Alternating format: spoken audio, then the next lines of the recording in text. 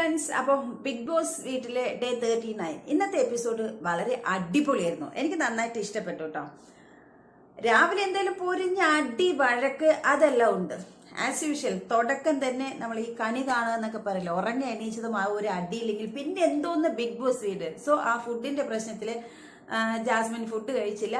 അപ്സര എടുത്തു വെക്കാൻ പറഞ്ഞു. ഗബ്രി എടുത്തു വെച്ചു. അത് ക്യാപ്റ്റൻ ചോദ്യം ചെയ്തു. സോ അവിടെ ഒരു തർക്കവും വഴക്കും അങ്ങനെ അത് രാവിലത്തെ അതൊക്കെ തീർന്നു. അതിനുശേഷം വന്ന കാര്യങ്ങളെല്ലാം നമുക്ക് നന്നായിട്ട് എൻജോയ് ചെയ്യാൻ പറ്റിയ സംഭവങ്ങളായിരുന്നു.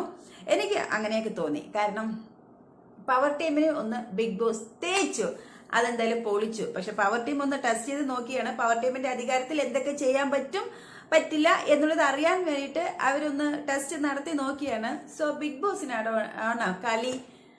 ബിഗ് ബോസ് ഒന്ന് നൈസായിട്ടൊന്ന് കൊട്ടി പവർ ടീമില് 3 പേര് അതിനകത്തിട്ട് ലോക്കാക്കി. അപ്പൊ അവർക്ക് മനസ്സിലായി ആ വഴി പോയി കഴിഞ്ഞാൽ ഒരുപാട് അർമാദിച്ചു കഴിഞ്ഞാൽ പിടി വീഴും എന്നുള്ളത് മനസ്സിലായപ്പോൾ സോറി പറഞ്ഞു. പിന്നെ ക്യാപ്റ്റൻ ഇടപെട്ടു, അവരെ തുറന്നു വിട്ടു.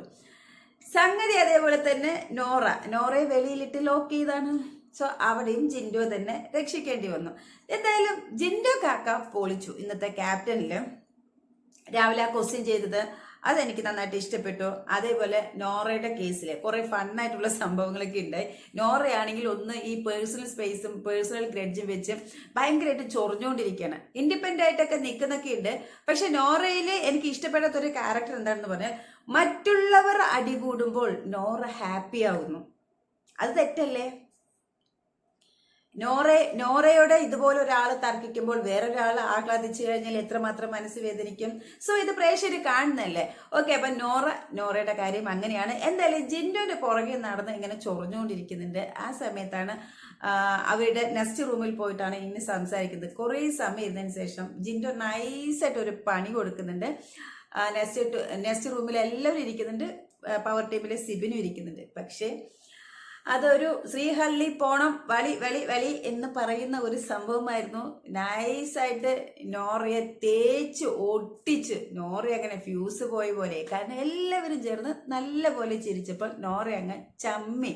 അത് മാത്രമല്ല ജിൻഡോ പറഞ്ഞത് കിട്ടിയില്ലേ, നീ ചോദിച്ചതിനുള്ള മറുപടി ഇത്രയേ ഉള്ളൂ എന്ന് വെച്ചാൽ എനിക്ക് നീ ഇത്രയേ വിലയുള്ളൂ എന്ന് പറഞ്ഞു. പക്ഷെ അത് നല്ലൊരു ഫണ്ണായിട്ട് എനിക്ക് തോന്നി. എല്ലാവരും ചിരിച്ചപ്പോൾ നമ്മളോ നന്നായിട്ട് അത് ആസ്വദിച്ച് ചിരിച്ചു. പക്ഷെ നൈസായിട്ട് നോറ അവിടുന്ന് പുറത്തു വന്ന് ഇരുന്ന് ഭയങ്കരമായിട്ട് അത് റിയലൈസ് ചെയ്യുന്ന പോലെ എന്നെ ഇത്രയും പേരുടെ മുൻപിൽ വെച്ചിട്ട് ഇങ്ങനെ അപമാനിച്ചോ എന്നുള്ളതൊക്കെ തോന്നിക്കാണും. കാരണം പ്രേക്ഷകരെ കാണുന്നില്ലേ. സോ അതിനുശേഷം അത് നമുക്ക് ചിരിയാണ് വന്നതെങ്കിലും നോറയ്ക്ക് അങ്ങനെ തന്നെ വേണം എന്നൊക്കെ ചില സമയത്ത് തോന്നുമെങ്കിലും ഫണ്ണായിട്ട് എടുക്കുകയാണെങ്കിൽ എടുക്കാം. അത് പക്ഷെ എത്ര പേര് അത്ര ഫണ്ണായിട്ട് എടുക്കും എന്നുള്ളത് പറയാൻ പറ്റില്ല. കാരണം ഔട്ട് വെളിയിൽ പോകുന്നതല്ലേ. പക്ഷെ അവിടെ അൻസിബ ചെയ്തൊരു കാര്യം എനിക്ക് വളരെ നന്നായിട്ട് ഇഷ്ടപ്പെട്ടു. അൻസിബ ജിൻഡോയെ പിടിച്ചിരുത്തി. അത്തരം കാര്യങ്ങളൊന്നും അൻസിബയ്ക്ക് ഇഷ്ടമല്ല. അപ്പൊ വളരെ ജെന്റിലായിട്ട് ജിൻഡോയെ അഡ്വൈസ് ചെയ്തു. ഈ ഒരു പ്രശ്നം ചില സമയത്ത് വേറെ എന്തെങ്കിലും ഒരു കാരണം വരുന്ന സമയത്ത് ഇത് എടുത്തിട്ടാൽ വഷളാവും. അതുകൊണ്ട് ഇപ്പോ ഒരു ഫണ്ണായിട്ട് എടുത്തിരുന്നെങ്കിൽ തന്നെ എനിക്ക് ഇഷ്ടപ്പെട്ടില്ല. അതേപോലെ ഇഷ്ടപ്പെടാത്ത ആളുകൾ ഉണ്ടാവും. സോ നൈസായിട്ടൊന്ന് സോറി പറഞ്ഞ് സോൾവ് ചെയ്താൽ വലിയ അടുത്ത ഒരു ദിവസം ഈ ഒരു പ്രശ്നം എടുത്തിടാതെ നോക്കാൻ പറ്റും. അതുകൊണ്ട് പറയുന്നതായിരിക്കും ബെറ്റർ. പ്രത്യേകിച്ച് വീട് ഭരിക്കുന്ന ക്യാപ്റ്റനാണ്. ക്യാപ്റ്റന്റെ ഭാഗത്ത് നിന്ന് അത്തരത്തിൽ വരാൻ പാടില്ല എന്നുള്ളതാണ് അൻസിബ ചൂണ്ടിക്കാണിച്ചത്. അത് വെരി ഗുഡ്. എനിക്ക് നന്നായിട്ട് ഇഷ്ടപ്പെട്ടു അൻസിബയുടെ ആ ഒരു പ്ലാന്, ആ ഉപദേശം എനിക്ക് നന്നായിട്ട് ഇഷ്ടപ്പെട്ടു. സോ പവർ ടീമില് സിബിനെയും കൂട്ടിപ്പോയി ജിൻഡോ മനസ്സറിഞ്ഞുകൊണ്ടൊരു സോറി പറയുന്നുണ്ട്. അവിടെ അതോടുകൂടി ആ പ്രശ്നം സോൾവ് ആകുന്നുണ്ട്.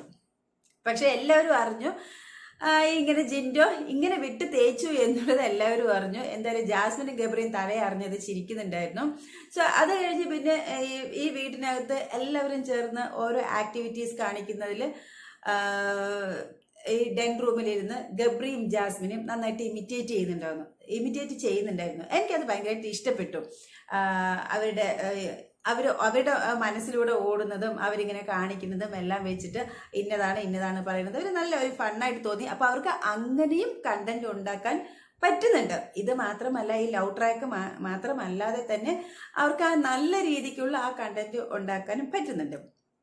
പിന്നെ ഈ ടീമിൽ ഈ ആഴ്ച മൊത്തം എന്താണ് പറഞ്ഞാൽ ഗബ്രി ജാസ്മിൻ 2 ടീമായ കാരണം ഗബ്രി എവിടെയുണ്ടോ അവിടെ തന്നെയാണ് ജാസ്മിൻ ഉള്ളത്.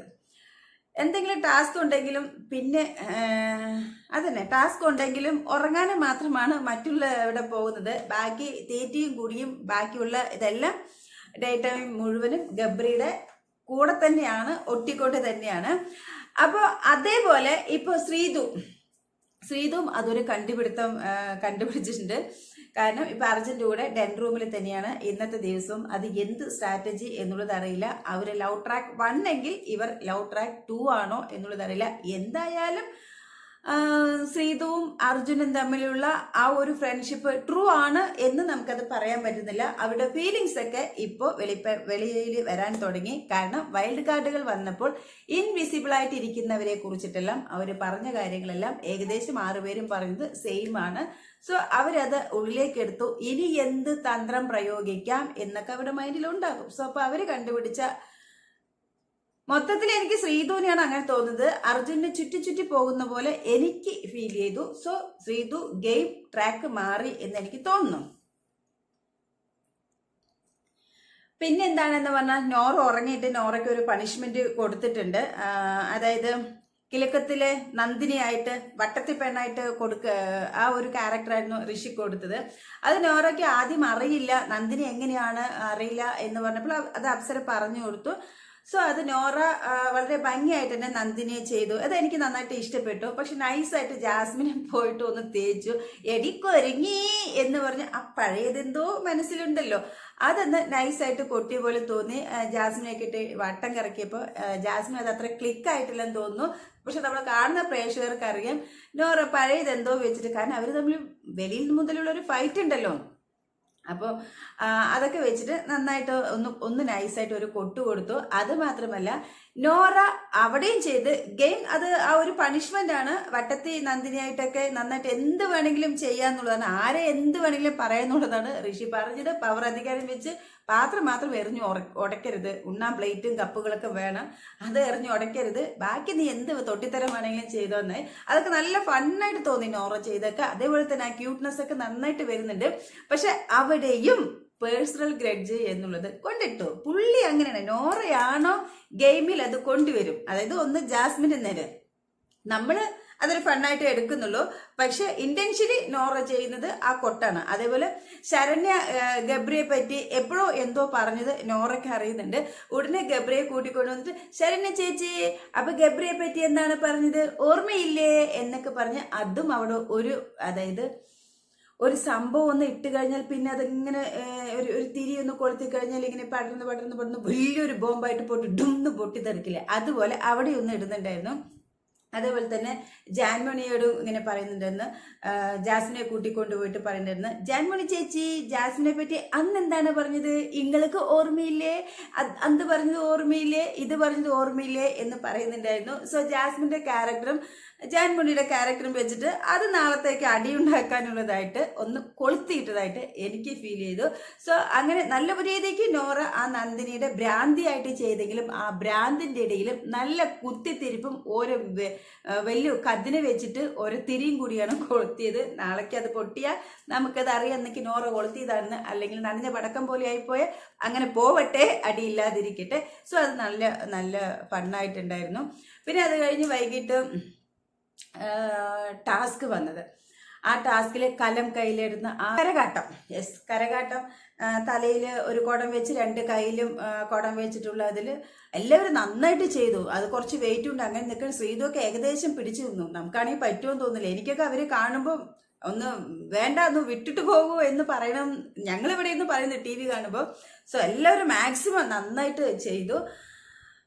എനിക്കത് വളരെ ഇഷ്ടപ്പെട്ടു. അതിൽ സായിയാണ് ജയിച്ചത്. അങ്ങനെ ഇന്നത്തെ വീട്ടില് ആ രാവിലത്തെ വഴക്ക് കഴിഞ്ഞാൽ ബാക്കിയെല്ലാം നല്ല എന്റർടൈൻമെന്റ് ആയിട്ടാണ് പോയത്. സോ എനിക്കിപ്പോ ഗബ്രിയും ജാസ്മിനും